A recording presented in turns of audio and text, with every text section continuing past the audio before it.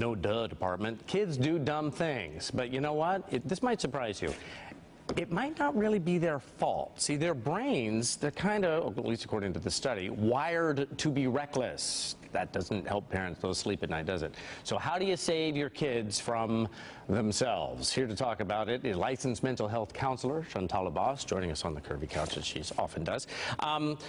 Pre-wired to be reckless in the brain. Do you know anything about why kids' brains, does it take a while for those synapses to come together and they go, oh, what were they thinking? What would I do that for? Well, yeah, I think sometimes we think of teenage reckless behavior as a character flaw or, you know, their cocky behavior. Right. They think they're invincible. Right. They think they know everything.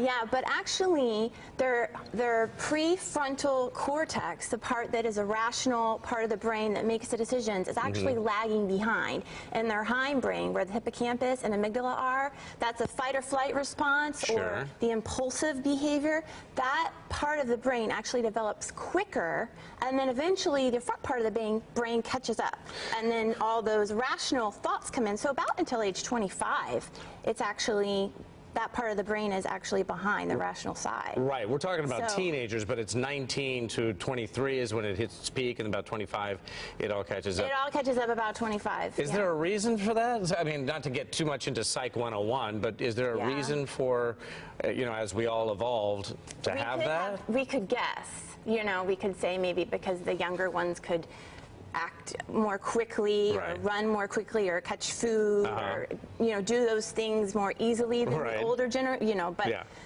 who really knows? Of course, out there right now, it doesn't help the parents who are like, my kids are just idiots, and I'm worried that they're going to hurt themselves, because, you know, you just let me get them through their high school years and get them into 25 and off on their own. So how do you do that? How do you keep your kids, save them from themselves? It can't be when they get into bad behavior or bad situation. Then they got to figure it out then. You probably got to have a plan ahead of time. Well, really educating themselves. There is some websites out there that actually pay teens to do stunts, to do very daring stunts, like jump on a treadmill with a pogo stick, or you know, jump. I've seen kids die doing things like that. Yeah, and they get paid extreme amounts of money.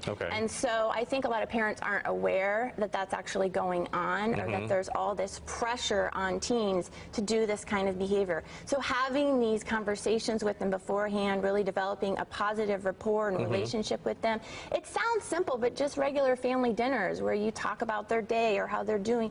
Kids crave structure. They crave that attention from their parents. They may not act like they do, but they crave it. But just giving them also their own choices within boundaries. Because at this point in their life, they're trying to get autonomy. They're trying to get individuality. They're trying to figure out who they are. So making it available for choices and not limiting what they're able to do, but being available to them, offering love, empathy, instead of condescending, preaching at them. Yeah, why you do something so stupid? It's my prefrontal cortex, Mom. What can I tell you?